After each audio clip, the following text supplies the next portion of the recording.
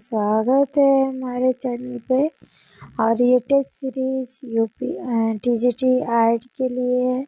अगर आपको TGT art या जीके से संबंधित क्वेश्चन पढ़ने हैं तो हमारे चैनल को लाइक करें, शेयर करें, सब्सक्राइब करें और अपने दोस्तों में शेयर करें और एक सब्सक्राइबर जरूर बढ़ाएं, जिससे आपकी मदद हमें अच्छा लगे आपकी मदद करने के लिए। चलिए पढ़ते हैं। ये इटली में बारोक कला पनपी थी 16वीं शताब्दी में। ये ऑप्शन राइट हो जाएंगे आपके। 2004 में आए थे ये क्वेश्चन। इसको हम विस्तार से पढ़ेंगे। इटली में बारोक कला 16वीं शताब्दी में से 1550-1750 में पनपी।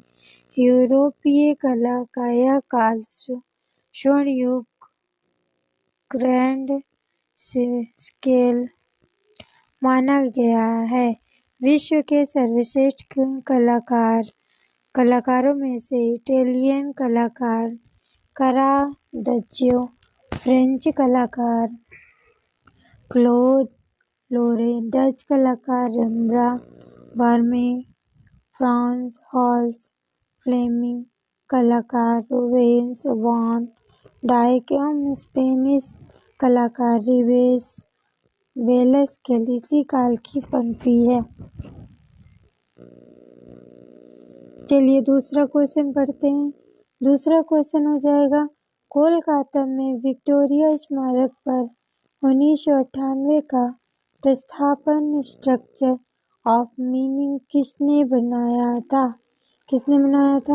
सी ऑप्शन आपके राइट हो जाएंगे। विमान सुंदरम ने बनाया था। टीजीटी 2013 में आया हुआ क्वेश्चन है ये आपके।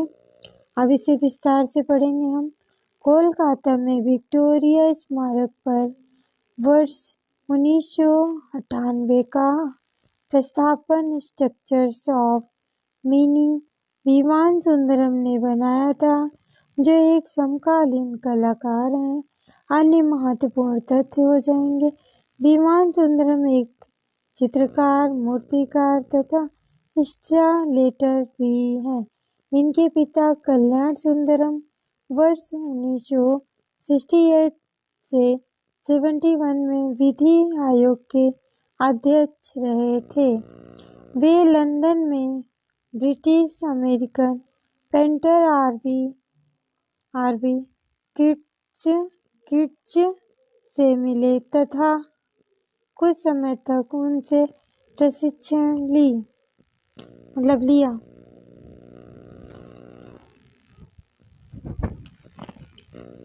तीसरा क्वेश्चन आपका हो जाएगा।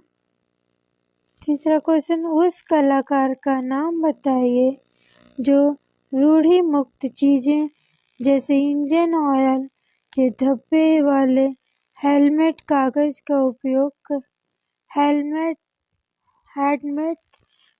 का उपयोग करता है। कौन करता है? ये आपके विमान सुंदरम है जो करते हैं। सी ऑप्शन आपके राइट हो जाएंगे। ये 2016 के क्वेश्चन है जिसे हम विस्तार से पढ़ेंगे। विमान सुंदरम एक बौद्धिक कलाकार हैं। विमान सुंदरम एक बौद्धिक कलाकार हैं। वर्ष 1984 में उन्होंने एक प्रदर्शनी आयोजित की थी। साइंस ऑफ फायर, जल रंग, पेस्टल, चारकोल आदि अनेक माध्यमों तेल रंग प्रमुख था। में उन्होंने कलाकृति बनाई। रविंद्र भवन में उन्होंने इंजन ऑयल और चारकोल में प्रदर्शनी की थी। तत्पश्चात श्रीधर राणी दीर्घा नई दिल्ली में उन्होंने एक एकल प्रदर्शनी को प्रदर्शित किया जिसका नाम सहयोग और सम्मिश्रण दिया गया। चौथा क्वेश्चन हो जाएगा, गीता कपूर कौन है? गीता कपूर आपकी इतिहासकार, कला समीक्षक है। ये आपके 2013 के क्वेश्चन है। डी ऑप्शन आपके राइट हो जाएंगे।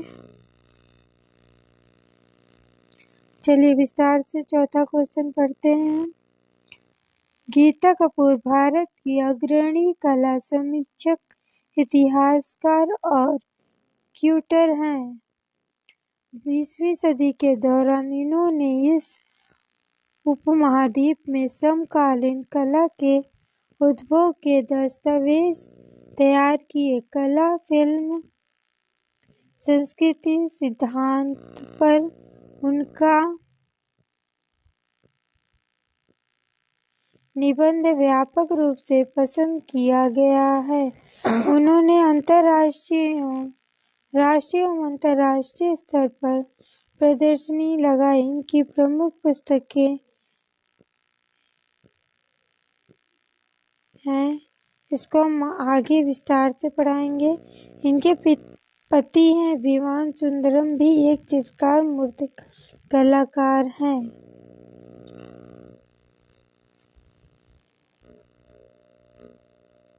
पांचवा क्वेश्चन आपका हो जाएगा। मुंबई लोकल ट्रेन का चित्र किसने बनाया? मुंबई लोकल ट्रेन का चित्र किसने बनाया? किसने बनाया है ये आपके? सुधीर पटवर्धन ने बनाया है। सी ऑप्शन राइट हो जाएगा। सुधीर पटवर्धन ने बनाया है।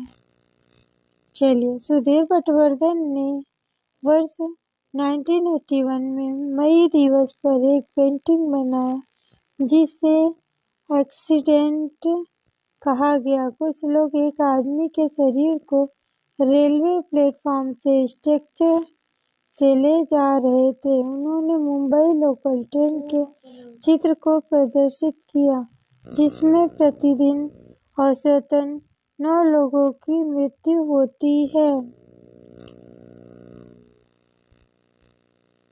6 नंबर क्वेश्चन आपका हो जाएगा। मुंबई में रेडियोलॉजिस्ट का काम करने वाले प्रशिक्षित कलाकार का नाम लिखिए। कौन है प्रशिक्षित कलाकार? ये आपके सुधीर पटवर्धन। सी ऑप्शन आपके राइट हो जाएंगे। ये भी आपके 2016 के क्वेश्चन है। चलिए इनके बारे में विस्तार से पढ़ते हैं। सुधीर पटवर्धन का जन्म महाराष्ट्र के पुणे में 1949 में हुआ था। वे मुंबई के ठाणे में एक क्लिनिक रेडियोलॉजिस्ट थे। सुधीर पटवर्धन स्वशिक्षित कलाकार हैं।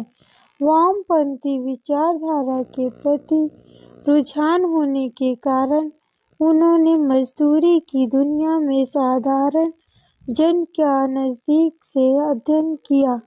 1981 में उन्होंने अपनी नुक्कड़ नाटक पेंटिंग में कैनवास का ऐसा विभाजन किया था जिसमें एक तीखी राजनीतिक दृष्टि से महत्वपूर्ण था। 7 नंबर क्वेश्चन आपके हो जाएंगे। प्रसिद्ध चित्र महालक्ष्मी जिसे धातुई किवाड़ पर चित्रित किया है उसके रचनाकार कौन है? अतुल डोडिया जी हैं। ये आपके अतुल डोडिया जी हैं। सी ऑप्शन राइट हो जाएगा। ये भी 2016 के क्वेश्चन हैं आपके। इसे हम विस्तार से पढ़ेंगे। अतुल डोडिया के प्रमुख रूप से 4 चित्र प्रसिद्ध हैं। वर्ष 1989 में उन्होंने सोमनाथ में अस्थायी आवास चित्र बनाए जो कैनवास पर तेल चित्रित हैं। वर्ष 1994 में बॉम्बे बुक्कनीर चित्र बनाए जो कैनवास पर तेल, एक्रेलिक एवं वुड द्वारा चित्रित। इनकी शटर सीरीज की पेंटिंग संभव अद्वितीय जिसमें चित्रित है। इनकी शटर सीरीज की पेंटिंग जिसमें उसे वर्ष 2001 में बनाया गया चित्र महालक्ष्मी एक है। यह चित्र धातुई किवाड़ शटर पर चित्रित है। वर्ष 2005 में इन्होंने सबरी सेकिंग वोट्रियन नामक चित्र बनाए। दोस्तों, आपका एग्जाम अप्रैल से मार्च अप्रैल में संभावित है, क्योंकि जनवरी फरवरी में आपके अगर एग्जाम होते तो आपके एग्जाम की डेट निर्धारित हो जाती, लेकिन आपके एग्जाम की डेट अभी निर्धारित नहीं है। अभी कोई ऑफिशियल नोटिस नहीं आई है, इसलिए आप मान के चलिए कि आपका अप्रैल या मार्च अप्रैल में आपके एग्जाम हो सकते हैं। और आप अपनी तैयारी को धारदार देते रहिए, डेली रिवीजन करते रहिए, आप पढ़ते रहिए डेली 1 घंटे 2 घंटे जितने आपको टाइम मिलते हैं उतने पढ़ते रहिए। और इस वीडियो को ईयरफोन लगा लीजिए, ब्लूटूथ लगा लीजिए, ट्रैवल करते रहिए या कोई भी वर्क करते रहिए, आप देख सकते हैं। ट्रैवल करते वक्त भी आपकी पढ़ाई हो सकती है। नहीं है कुछ तो आपको मिलेगा ही इससे सीखने को। चलिए 8 नंबर क्वेश्चन देखते हैं। समीक्षावादी कलाकार कौन है? समीक्षावादी कलाकार रामचंद्र शुक्ल हैं। सी ऑप्शन राइट हो जाएंगे। ये टीजीटी 1999 में आया है। चलिए पढ़ते हैं। रामचंद्र शुक्ल एक प्रख्यात कला समीक्षक थे। इसके साथ ही शुक्ल जी एक चित्रकार और कला लेखक भी थे। अन्य महत्वपूर्ण तथ्य: रामचंद्र शुक्ल फ्रांस द्वारा जीन ऑनर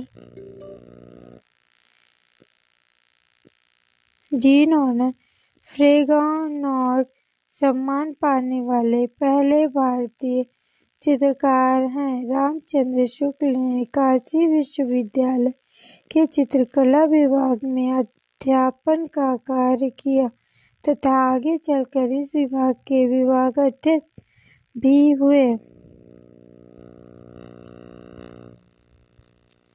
9 नंबर क्वेश्चन हो जाएंगे।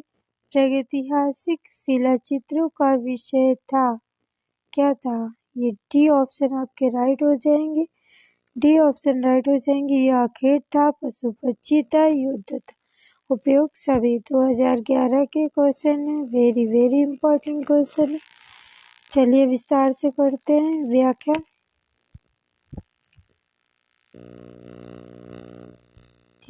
व्याख्या पढ़ते हैं।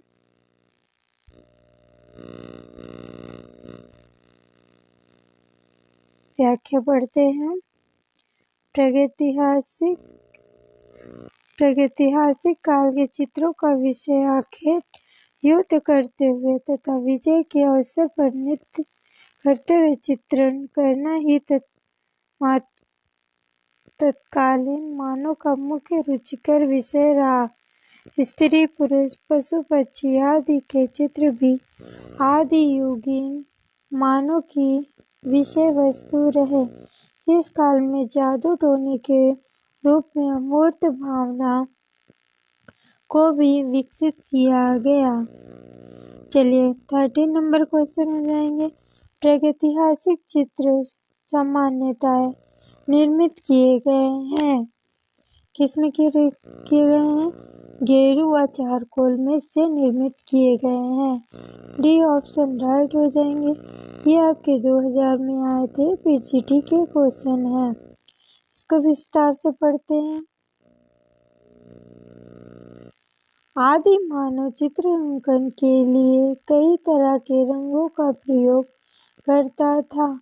अधिकतर रंग गेरू से बनाए जाते थे, जिनकी अलग अलग रंगतें होती थी। खड़ियाँ मिट्टी, कई तरह की रंगीन मिट्टी का प्रयोग वे चित्र बनाने के लिए करते थे। आग जलाना सीखने के बाद वे हड्डी को जलाकर काला रंग भी बना लेते थे। वे लकड़ी के कोयले का भी प्रयोग कभी कभी करते थे। बाद में स्थायित्व लाने के लिए वे जानवरों की चर्बी से रंग मिलाकर उसका प्रयोग भी करने लगे थे। चलिए 15 नंबर क्वेश्चन है। यूरोपीय प्रागैतिहासिक चित्रों के प्रमुख केंद्र कहाँ पर स्थित हैं? ये उत्तरी स्पेन, दक्षिणी फ्रांस में है। चलिए, ये पीजीटी 2000 में आए हुए क्वेश्चन है। सी ऑप्शन आपके राइट हो जाएंगे। इसे हम विस्तार से पढ़ते हैं। आपके यूरोपीय प्रागैतिहासिक चित्र उत्तरी स्पेन तथा दक्षिणी पश्चिमी फ्रांस की कलात्मक गुफाओं से प्राप्त हुए। इन गुफाओं की दीवारों तथा छतों पर अंकित चित्र के रूप में प्रागैतिहासिक युग की प्राचीन सामग्री सुरक्षित है। ये उत्तरी स्पेन में जैसे हो जाएंगे आपकी अल्तामीरा की गुफाएं मोस्ट वेरी इंपॉर्टेंट क्वेश्चन उसमें से बनते हैं। ये क्वेश्चन जरूर बनते। विश्व स्तर पर प्रागैतिहासिक चित्रों के प्रमुख केंद्र हैं Argentina, Cueva de las Manos, Indonesia लुवांग जेवरीन, सालेस, स्पेन अल्तामीरा व Cantabrian France, Chauvet Pont d' Arc गुफा Spain, rock art of the Iberian Mediterranean basin, Egypt Gilf केवेन, इंडोनेशिया मरोश गुफाएं, सोमालीलैंड लास झील, अल्जीरिया तसली अजेर, दक्षिण Africa San rock paintings, California Brazil तथा भारत में भीमबेटका जो मध्य प्रदेश में स्थित है। ये वेरी इंपॉर्टेंट क्वेश्चन है। आदि चलिए 16 नंबर क्वेश्चन हो जाएगा। दजला फरात नदियों के दोआब में पनपी सभ्यता है। क्या है? मेसोपोटामिया की सभ्यता। दजला फरात दो नदियों के बीच में पनपी सभ्यता आपकी हो जाएंगी। सी ऑप्शन राइट, मेसोपोटामिया की सभ्यता। पीजीटी 2011 की क्वेश्चन है। मेसोपोटामिया का अर्थ होता है दो नदियों के बीच। यह क्षेत्र दजला, टिग्रिस और फरात यूफ्रेटिस नदियों के बीच में पड़ता है। मेसोपोटामिया को अब इराक कहते हैं। यह कांस्ययुगीन सभ्यता का उद्गम स्थल माना जाता है। यहाँ सुमेर, अक्कीदी सभ्यता, बेबीलोन तथा असीरिया के साम्राज्य अलग समय में स्थापित हुए थे। यहाँ का प्रसिद्ध प्राचीन नगर उर है, जिसे इब्राहिम का नगर भी कहते हैं। निमरूद, मारी, उरूक, सूसा, ईरान तथा लागास के प्राचीन उत्खनन के विशेष क्षेत्र रहे।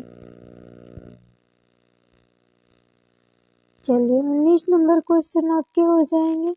सिलेंडर सील का संबंध निम्न में से किस कला से है? सिलेंडर सील का संबंध निम्न में से किस कला से है? बी ऑप्शन राइट हो जाएंगे। ये आपके बी ऑप्शन राइट हो जाएंगे। ये मेसोपोटामिया की सभ्यता से है। 2000 पीजीटी 2000 परीक्षा 2009 का है। चलिए विस्तार से पढ़ते हैं। सिलेंडर सील का संबंध मेसोपोटामिया की कला से है। 3500 ईसा पूर्व के आसपास सिलेंडर सील का आविष्कार हुआ।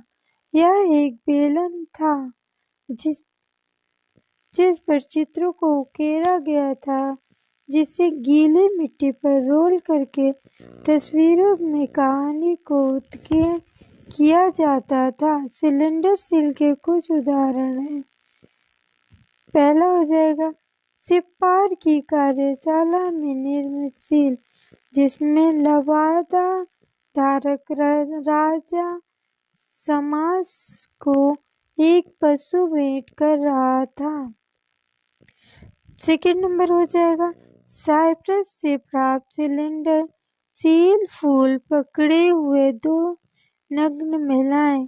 तीसरा हो जाएगा नियो असीरियन पंख वाले देवता के साथ अनुष्ठान को दर्शाता हुआ। चलिए 20 नंबर क्वेश्चन हो जाएगा नील नदी की घाटी में पनपी सभ्यता। नील नदी की घाटी में कौन सी सभ्यता पनपी थी? ये मिस्र की सभ्यता पनपी थी। पीजीटी 2010 के क्वेश्चन है। चलिए इसको पढ़ते हैं विस्तार से। मिस्र की सभ्यता का विकास नील नदी की द्रोणी में हुआ। नील नदी विश्व की इस प्राचीन सभ्यता का आधार थी। मिस्र को नील नदी का उपहार भी कहा जाता है क्योंकि इस नदी के अभाव में यह भूभाग रेगिस्तान होता। मिस्र अफ्रीका महाद्वीप में स्थित इसकी समकालीन सभ्यताएं सिंधु घाटी सभ्यता, भारत तथा मेसोपोटामिया की सभ्यता इराक थी। 21 नंबर क्वेश्चन हो जाएंगे आपके। तुतनखामेन का संबंध निम्न में से किस देश से रहा? तुतनखामेन का संबंध निम्न में से किस देश से रहा? तुतनखामेन का संबंध मिस्र देश से रहा। डी ऑप्शन राइट हो जाएंगे। पीजीटी 2009 की क्वेश्चन है। तुतनखामेन मिस्र का एक फेरो रहा। फेरो प्राचीन मिस्र के शासकों के लिए आधुनिक चर्चाओं एवं इतिहास में प्रयोग किया जाने वाला शब्द है।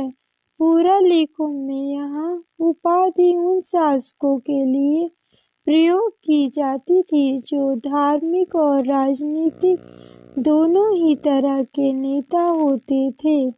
तुतनखामेन की मृत्यु 19 वर्ष की आयु में 1324 ईस्वी में आसपास हुई थी।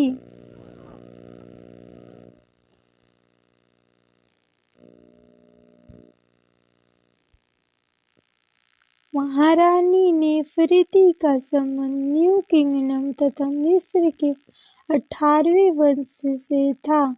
नेफरिती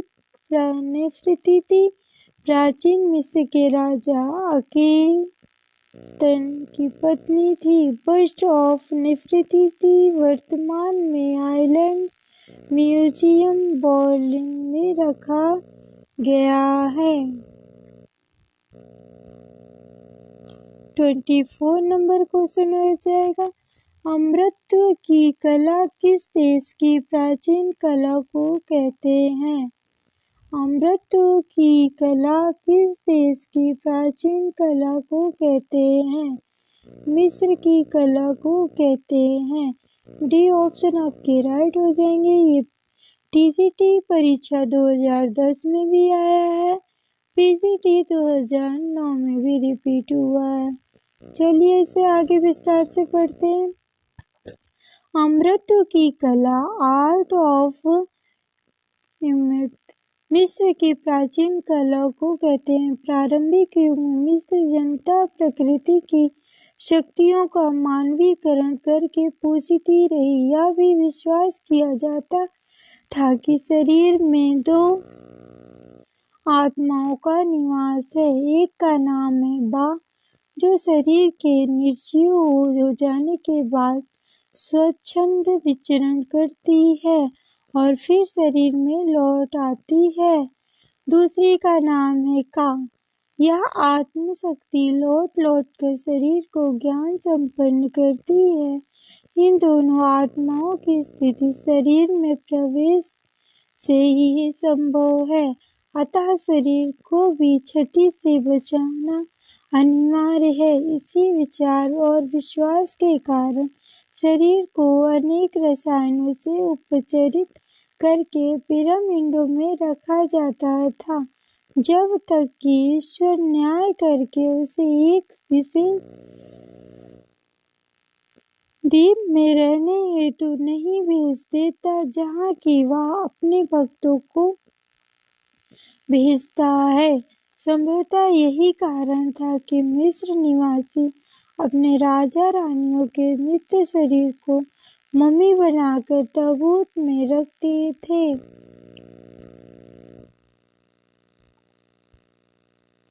25 नंबर क्वेश्चन हो जाएंगे आपके। स्टोनहेंज अवस्थित है। स्टोनहेंज अवस्थित है ब्रिटेन में। ये ऑप्शन आपके राइट हो जाएंगे।